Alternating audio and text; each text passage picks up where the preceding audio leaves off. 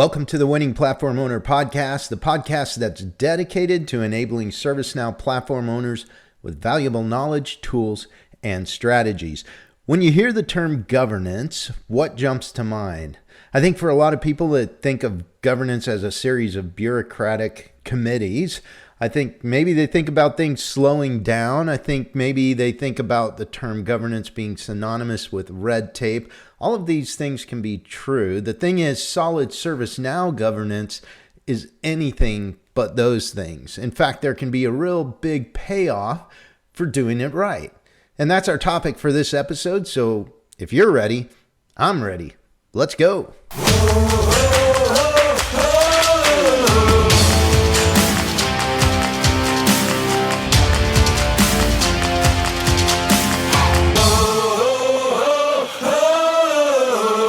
Welcome back to the show. It's good to be with you again on the Winning Platform Owner Podcast. It is really good to be with you again. I tell you, I've been sick for the last couple of weeks and haven't been able to do the podcast, and that's been really tough. I thought I was getting better after about a week of really being sick, and then I lost my voice and couldn't talk without coughing. It was just a nightmare, and it made it really tough to get anything done, including get the podcast out. So I'm very thankful to be back, thankful to have a voice, and thankful that you are here with us today. I'm really thankful for the opportunity to do the podcast because it contributes to a passion that I have for serving ServiceNow platform owners, a role that I really care about, a role that I really want to see succeed, which I guess goes back to when I was very early on in my journey as a platform owner, and I was just needing help. I needing some guidance, and I was like, there has to be something or someone out there that will help me shorten up this learning curve for becoming really good at being a ServiceNow platform owner. I was just trying to be good at what I did, and honestly, I struggled to find that kind of content. And it wasn't because it didn't exist. ServiceNow has always done a good job of providing content that is useful for a ServiceNow platform owner. It's just that I didn't have a resource to help me kind of connect the dots, figure out where the things were, what was important, when it was important, all those kind of things.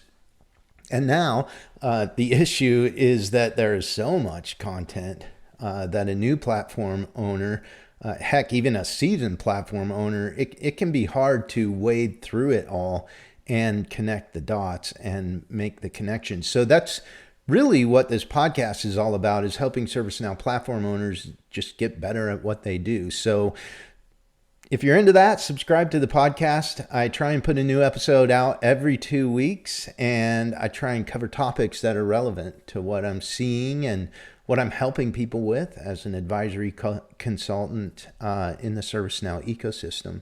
So if you have a topic you'd like to hear covered on the show, let me know. I'll throw my LinkedIn contact in the show description on this show, and you can connect with me that way.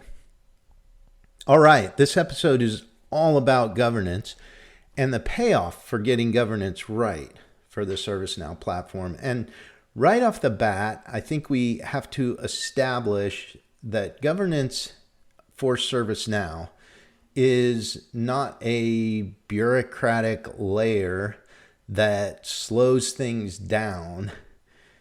Neither is it an individual or a group that kind of slaps people down for doing the wrong thing on the platform. If that's the way that you typically think about governance, you'll need to change your thinking. That's not how to think about ServiceNow governance, because when ServiceNow governance is done really well, it actually acts as an enabler.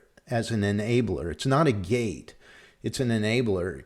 It speeds decision making because it's pushing that decision making as close to the action as possible, which then speeds action, right? So that's how it's an enabler if done well.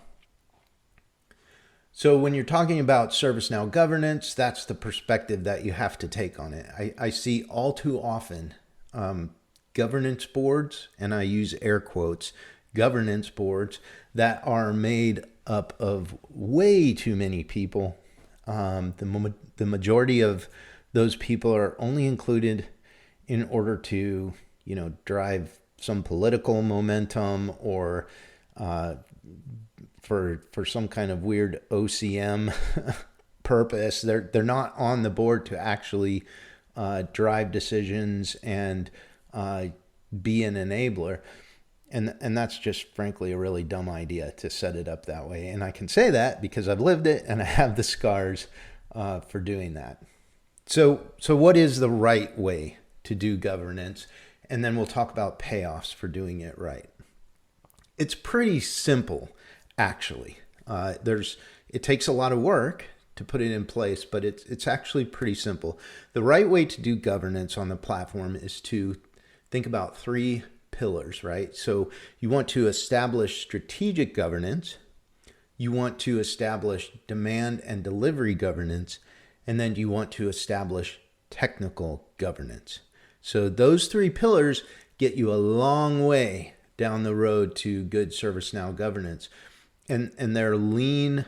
There are lean governance bodies associated with it, lean process, and standards for each of those areas. They're all connected. In other words, each of those pillars has visibility to the others and benefits from the decisions of the others and really serves the others. So that's how you do it right in a nutshell. If you want to know more about it, just put a comment in the podcast or hit me up on LinkedIn and we can do a whole show on whatever you want to in those 3 pillars areas. But that's how you set up good governance. Now, what are the payoffs? And let's look at these in the context or through the lens of each of these pillars. So we'll start out with strategic governance. One of the first things I want to mention in terms of payoff is continual strategic alignment. So in other words, everything you do on the platform, you're doing for a reason, a good reason. The reason is because the organizational strategic priorities dictate it, right? And it's not because you're not doing things on the platform because it's super cool or it's new and shiny and so we should do it. Hint, hint, generative AI. I'm not knocking generative AI. There's a lot of power there. I'm just saying that like every other technology, it in and of itself is not the reason to do it, right? Everything that you do on the platform has to have business value. And if you have good strategic governance in place, you are able to align and then continually stay aligned strategically for the rest of the organization. So you can always know that whatever I'm doing on the platform, it's valuable to the organization. The second one kind of related to that is you'll always be able to describe why you're doing some things and why they're higher priority than others. And this usually manifests with platform owners who just have a ton of demand flowing at them all at once. And if they're the only governance around that, then they start to have conversations like, why are you doing this for this person and not doing what I'm asking you to do? Mine is more important, yada, yada, yada, right? So if we're able to stay strategically aligned, that strategic governance gives us the guardrails and gives us the why behind why we're prioritizing the way we are. And that's a lot better to communicate to and a lot healthier way to prioritize as opposed to just the platform owner taking care of the squeakiest wheel or whoever screams the loudest. And then finally, one of the payoffs for strategic governance is you'll always be able to answer the question, what's the value we're getting out of ServiceNow? And you know when that question comes, right? You're inevitably asked the question when it's time to re-up your subscription. And the powers that be, maybe it's your boss, maybe it's the CIO if you're further down in the organization, but somebody's saying, hey, we're paying a lot of money or we're getting ready to pay a lot more money. what is the value that we're getting out of this platform? And so if you are doing strategic governance well, you pretty much always have an answer for that, because as you go along, you actually are developing use cases and examples of value that you're adding to the organization, complete with like the data around the outcomes to support it. So strategic governance, very important, big payoff in terms of alignment, in terms of providing value, in terms of prioritization. So what are the payoff points for demand and delivery governance then? That's a second pillar.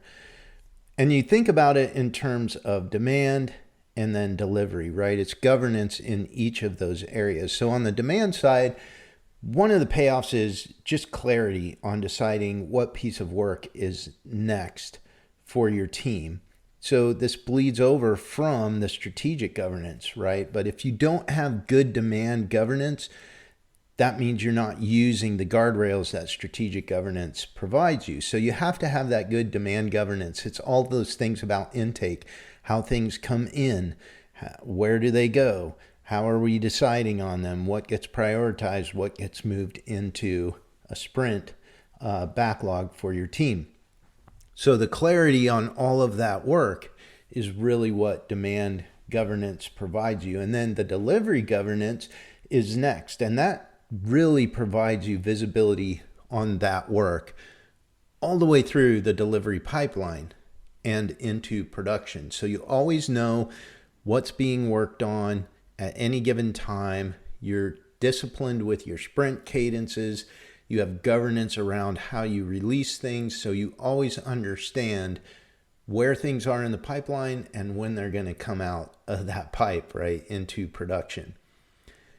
And then finally, a payoff that I've experienced is you don't need to be reactive, or at least you need to be less reactive. There's always going to be some cases where something changes with the business or something drastic happens in the business environment and you need to respond to it.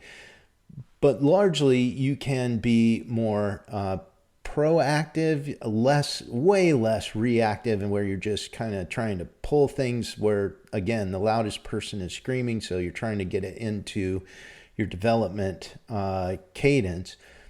You don't have to do that as much when you have good demand and delivery governance. The machine is running well, if you will.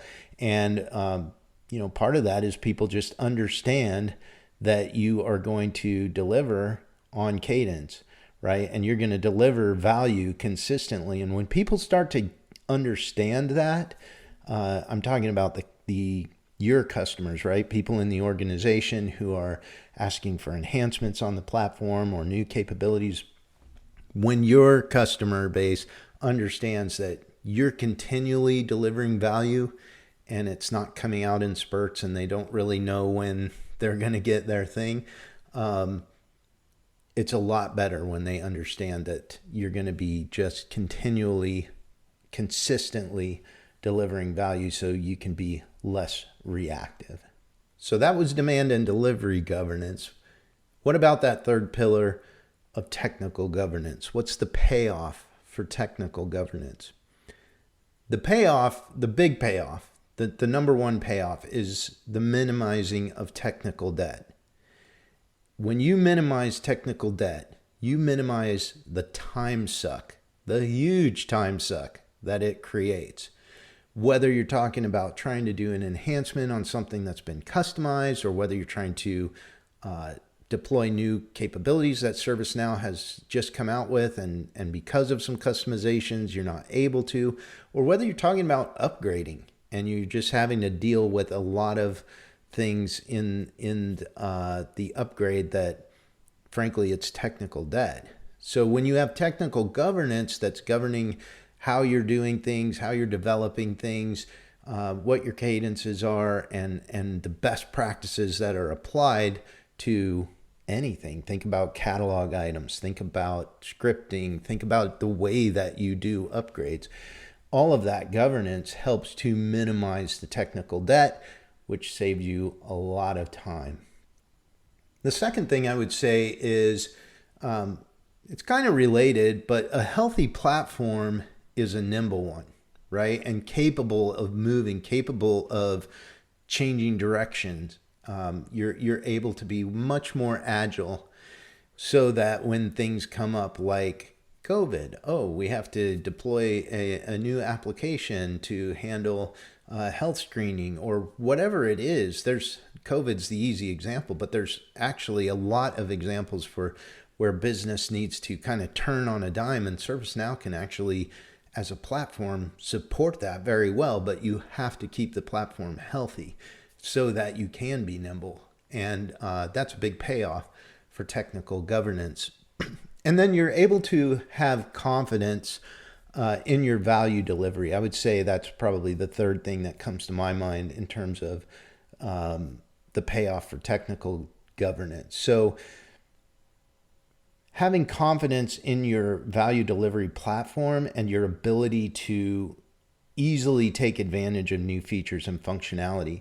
I think as a platform owner, if you've been one for any length of time, you've probably been in a conversation where somebody has seen something at Knowledge, like Knowledge is coming up here pretty soon. Somebody sees it at Knowledge or in a Snug, and they go, "Hey, I want to do that." And you're like, "Yes, we can do that." But in the back of your mind, you're like, "I hope we can do that because I'm not confident in kind of the health of the platform. I'm not confident in our ability to easily take advantage of the new features and functionality."